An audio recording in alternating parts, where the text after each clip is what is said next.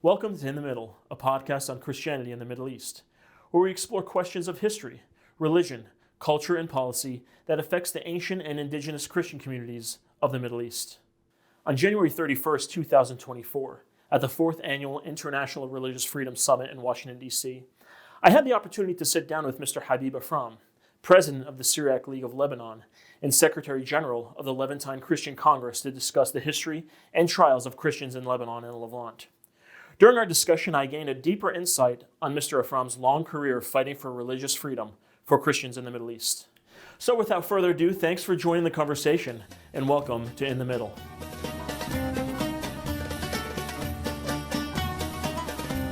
Habib, welcome. Thanks for joining me. Thank you very much, sir. Well, it's a pleasure to have you here at the International Religious Freedom Summit. We met, if you remember, a few years ago at the IRF Summit in 2021 here in Washington, D.C. once again. And if I'm not mistaken, you've attended every year that we've done it for the past 4 years. Is that correct? Yeah. I feel like I've known you so much longer than that, though. In many ways, we do go back a little bit further than that. I feel like I've known you for some time. You're an ahuno. You're a brother. We are brothers, ahunone, that's right. So it's always a pleasure to see you. If you could start us off by telling us a little bit about yourself, your work, and your background. So who is Mr. Habib Afram? I am the third generation of a grandfather who is a victim of a genocide. 1915, we called it in our, historians called it Saifu, the sword, where the Ottomans did the first genocide in the last century. The victims were the Armenians, the Syriacs, the Chaldeans, the Assyrians, and the Greeks. The Greeks, yeah. My grandfather was taken as an orphan with his sister.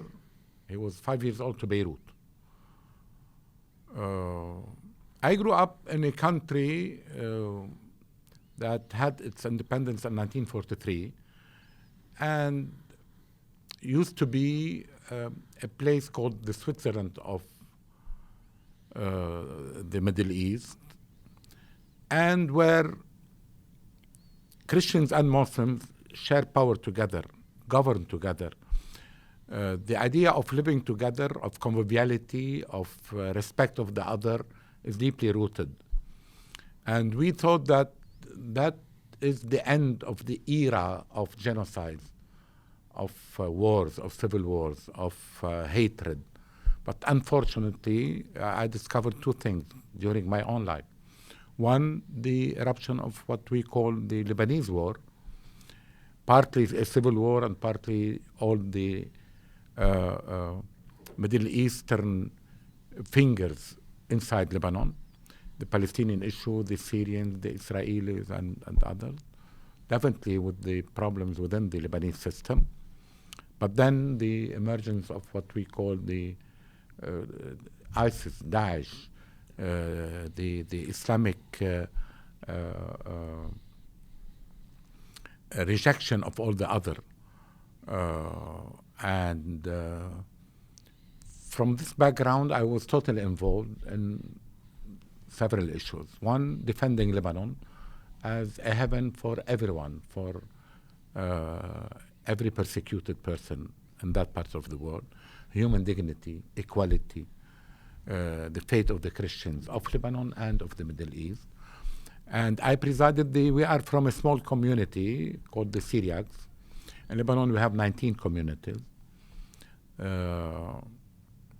13 are Christians and the others are Muslims and Jewish. So I presided the Syriac League.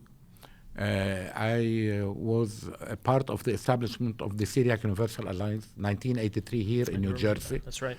I presided the Syriac Universal Alliance, 1999-2000. I was its vice president for a period too. I am the Secretary General of all the Christian leagues. I was partly in the 1980s a member of the commandment of the Lebanese forces. I'm a politician, I'm a writer. I have 3 books in poetry, Arab poetry, and I have a very famous book on the fate of the Christians of the Middle East. It is a series of all my lectures and interventions and at international universities and political. So this is in short who I am. I'm deeply involved in interfaith and religious. I have been always everywhere. I was at the establishment of the Qaisid when the Saudi king started his interfaith. I have very good relation with the Qatari interfaith group. So with the Emirates, the Tasamuh thing. I was a speaker at Zaytuna University in Tunis, very famous, in Al-Azhar in Egypt, in Qum in Iran, in Najaf, in Erbil, and I do follow on all the issues of all minorities all over the world. And this is why I'm always omnipresent at two events here. One, the International Religious Freedom Summit and Ministerials, and with the prayer breakfast here, which is connecting to the community that is involved in all these issues. Presiding and being part of the Syriac Universal Alliance too, I had a chance to know our diaspora all over. I can say that I visited most of our diaspora all over. So I don't know only academically what is happening to our people, how they are living, percentages, families. So I know them. I know people. I know people and I follow people. And this is a cause that I gave my life to, and inshallah I will follow this path for the rest of my life. God bless you and God give you the strength to continue. I had the pleasure to attend your talk this morning at the IRF Summit. The theme of the talk, the panel, was vulnerable communities of the Middle East, which of course is very appropriate for the subjects you speak about. You gave 10 points, 10-point list of themes, let's call it. And I found it fascinating. If you could just give our audience a very quick overview of some of the things you discussed, the high points. First, that the Middle East is in itself the cradle of differences, of diversity, of pluralism. Even before the nation states that started last century, deep-rooted are the what we call the communities, the ethnic groups. The Tawa'if, as you say. Tawa'if and Qawmiyat, and Ethniyat. So the Druze have been there for 1,000 years, and so the Sunnites, and then the Shiites, the Assyrians, the Chaldeans, the Syriacs, the Maronites, the Yazidis, the Qaqqa'i, the Alawites, you name it. So we are there. So we live, it is a cradle of civilization and of religion. So we are not one. We are one as human beings, we are one when it comes to living in one country or so, but it is a diverse place. Number two, there is no, I don't use the word minority. No one is a minority, because you are a minority somewhere, but a majority somewhere else. The number, the most numerous in the Middle East are the Sunnites. Yet in Iraq, for example, or in Iran, they are a minority. Shiites are a minority in Saudi Arabia or in the Gulf. The Kurds, aside, they are a majority in Kurdistan area in Iraq. They are a minority in Turkey, in Iran, in Iraq, and in Syria. Some are always a minority, but three, we don't like to name ourselves minority. We are the indigenous people. We have our own languages, we have our whole cultures, we have our history. We have everything. We only want not something different for ourselves. What we want for ourselves, we want it for any other group, which is equal citizenship, human rights, being part of the political system, having, live in a civilized society, law and order.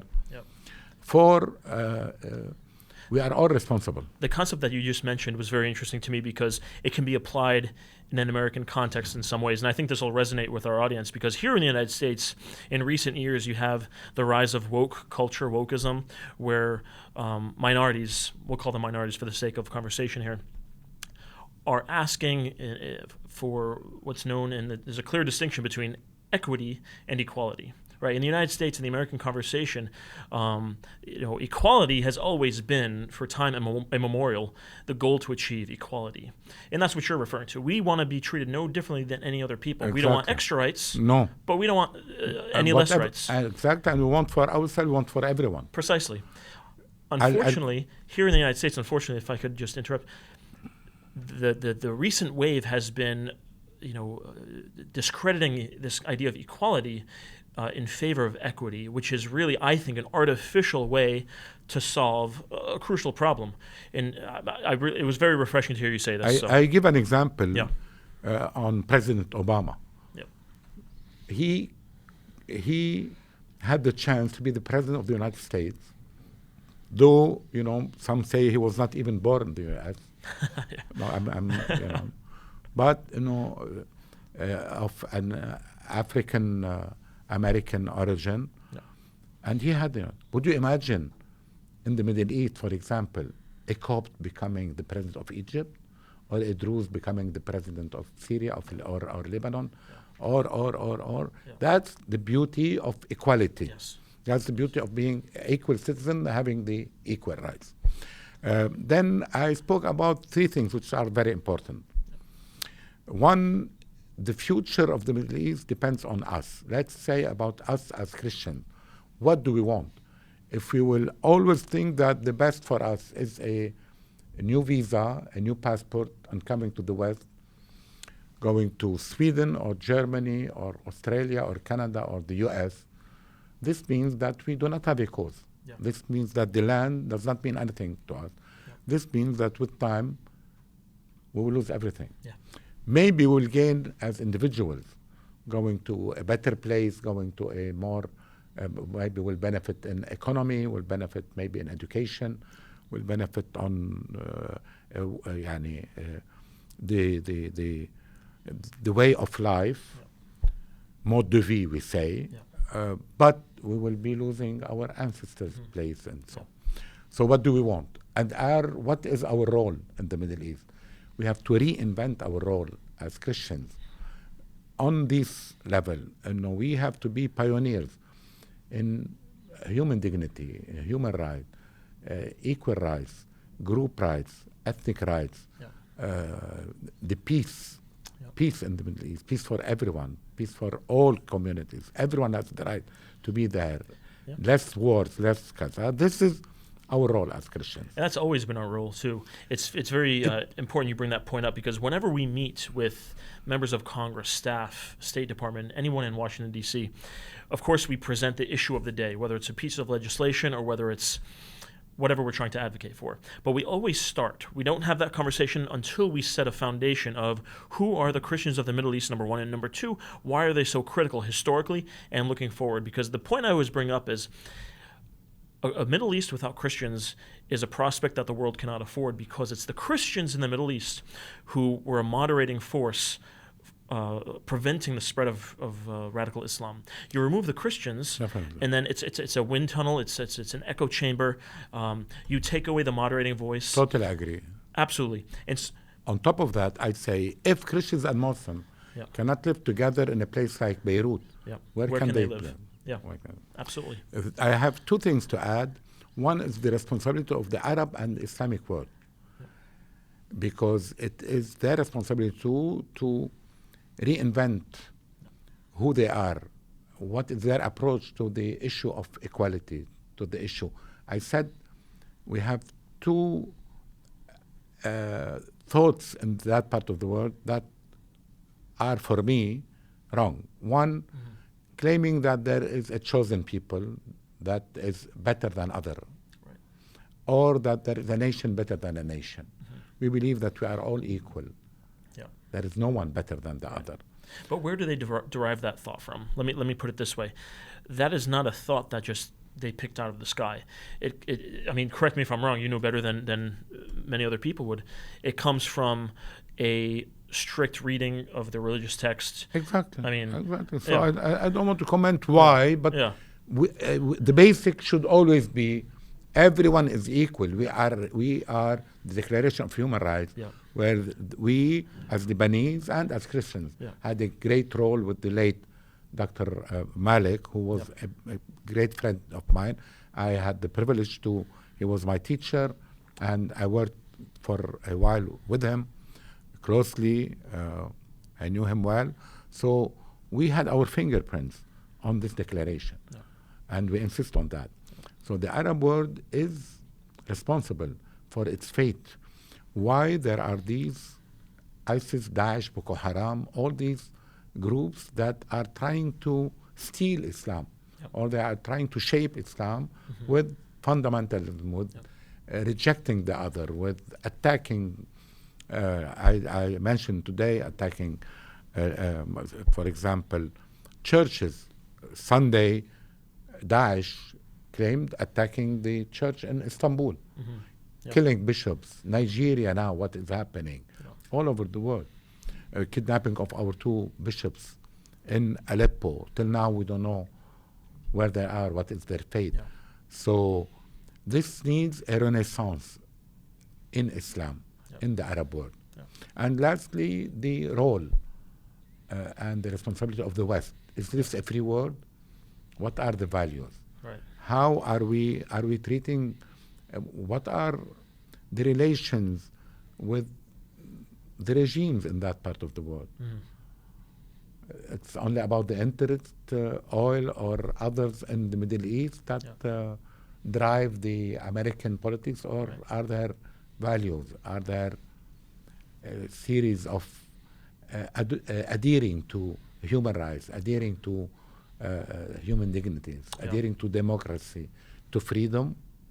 So this is the bulk of what I was saying. And then I mentioned what is Lebanon for me and for that part of the world, irrespective of the collapse of the system, of the corruption, of the bad times that we have, partly in a civil war or so. Still in Lebanon, we live together and we share power together equally. That's the only place. And this is the only place in the Middle East where you are totally free in your religious belief. You can change your sect, your religion, either way. You can be a Christian and convert to Islam, and the other way. Only in Lebanon you can do that. And it still have this spirit of freedom. We have a lot of problems. We are collapsing as a country, but we are still a hope. And I insist always, I carry with me this feeling that I belong to a country, like the Pope said, who is a message. So this is my approach to everyone looking to the Middle East, looking to Lebanon. Don't look to Lebanon and know, do we have oil and gas in Lebanon or not? What do you contribute? What is the number of your armies? And no, we are much more. I said our role is not by numbers or even what is our percentage into this country. Sometimes I write in Arabic, maybe translating it in English is a little bit different. We say we are the sugar and the salt in the Middle East. We give a taste to this diversity in the Middle East, and we insist to play that role. Well, that's very good. As you said, the resources in Lebanon are not oil and gas, but their culture and enlightenment and education, civilization, culture, the intangibles. And that's what I believe Lebanon brings to the table. Speaking of Lebanon, could you give us a quick snapshot of where the Christians are today? We know the terrible crisis that's been affecting Lebanon economics, and which had turned into a humanitarian crisis in recent years. How has that affected Christians? And the reason I ask this is because, as you also pointed out, the Christians are always the first to migrate west, unfortunately. This is bad, and this is a danger to the future of the country and to the future of the Christians. Lebanon without the Christians or with less Christians would have a different taste, would have a different meaning. The Christians are facing a huge challenge. I said, beginning in themselves. Who are they? Do they understand their roots, their history, their language, their heritage. What do they want from themselves? Is it better for them to go and live in Södertälje in Sweden, in Montreal in Canada, in Australia, or come to the States? We have more Chaldeans in Detroit than we have in Al-Qosh. We have more Assyrians in Chicago than we have in Nineveh Plain. Yeah. We have more Syriacs in Sweden than we have in Qamishli. Yeah. We have more Maronites in Mexico or Brazil than we have in Mount Lebanon. And this is a killing factor and killing statistics for a nation that wants to survive.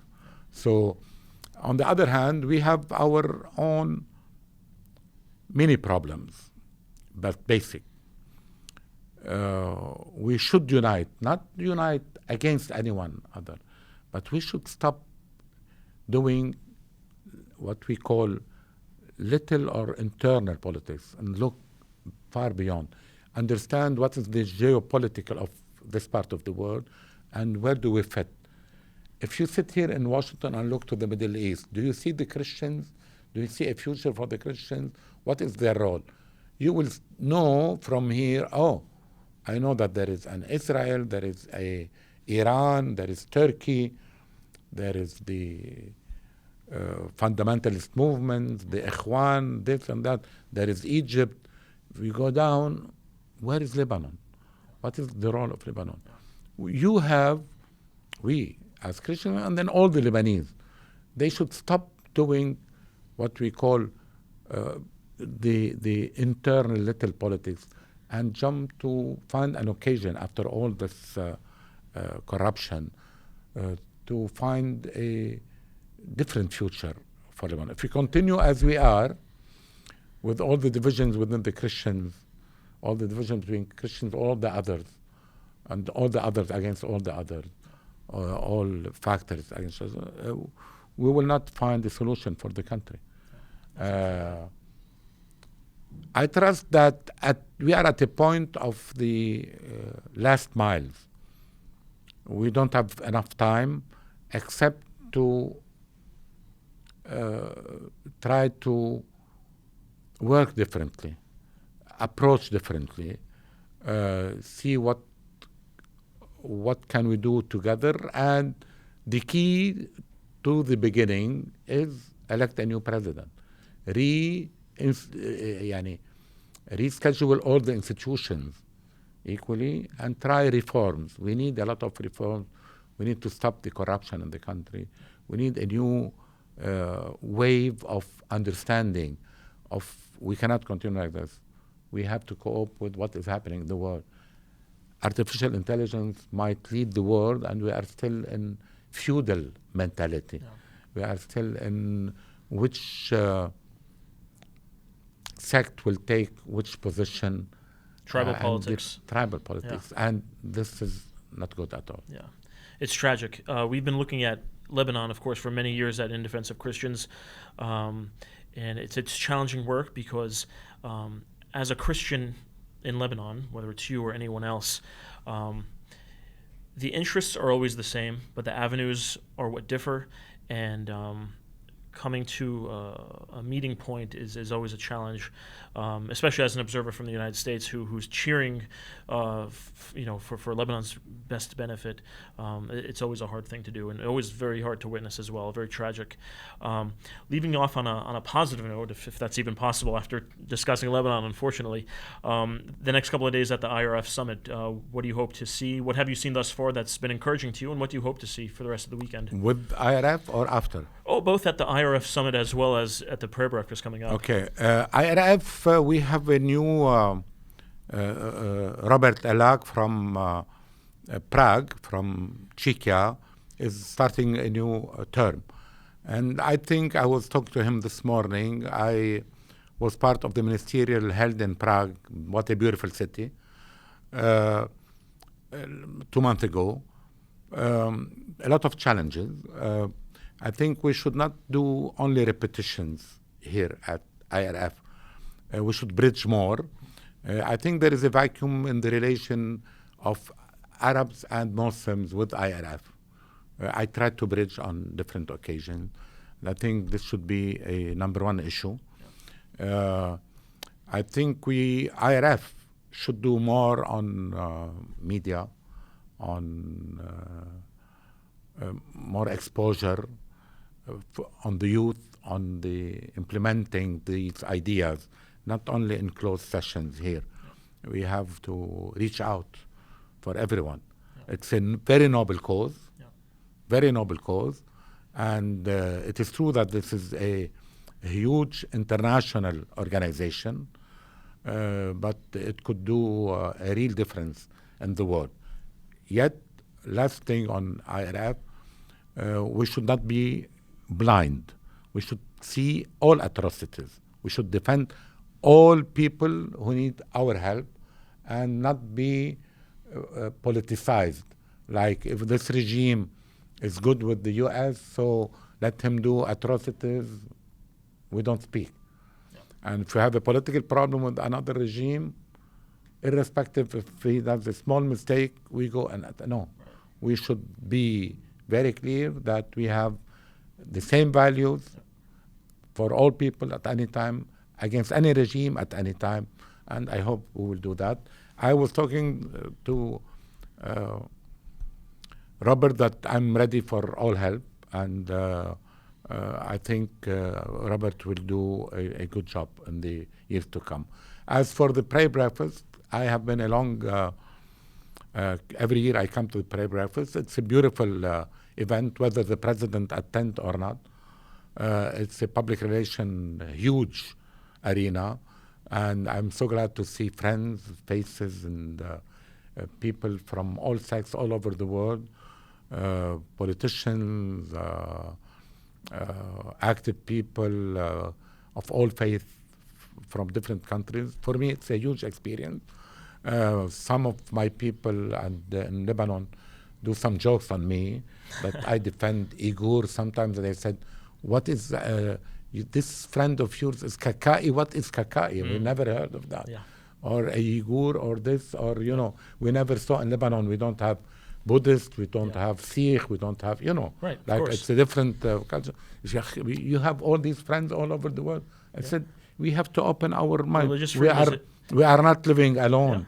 And we are not living only, I'll tell you a joke. Yeah. We were at the first ever conference that the Saudis did in Madrid. Mm-hmm. King Abdullah and the Spanish king. And, they began to speak. The first speaker, Sunnite, and then someone from the Vatican, and someone from the Azhar, and then one Shiite, and then another Christian Sunnite, Shiite, Gaza, and Jewish. That was the first opening of the Saudis to the Jewish community. Yeah.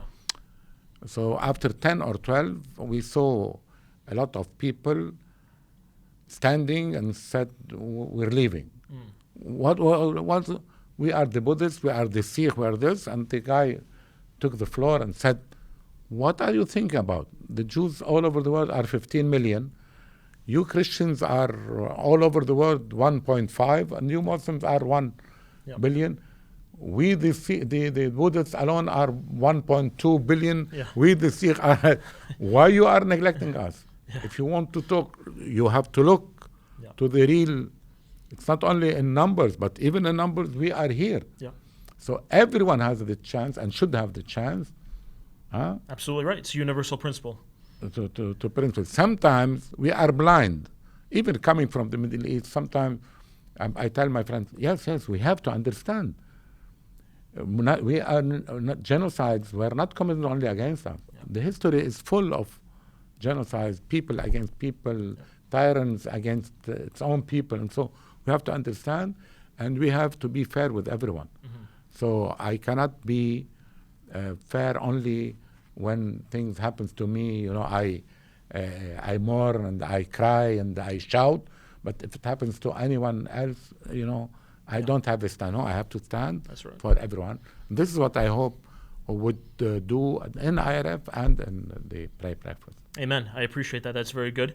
Thank you for joining me. Thank you. It was a pleasure sitting with you and chatting with you these last couple of days. So anytime. Tawdi Sagi Malfono. Thank you. You're most welcome. Thank you.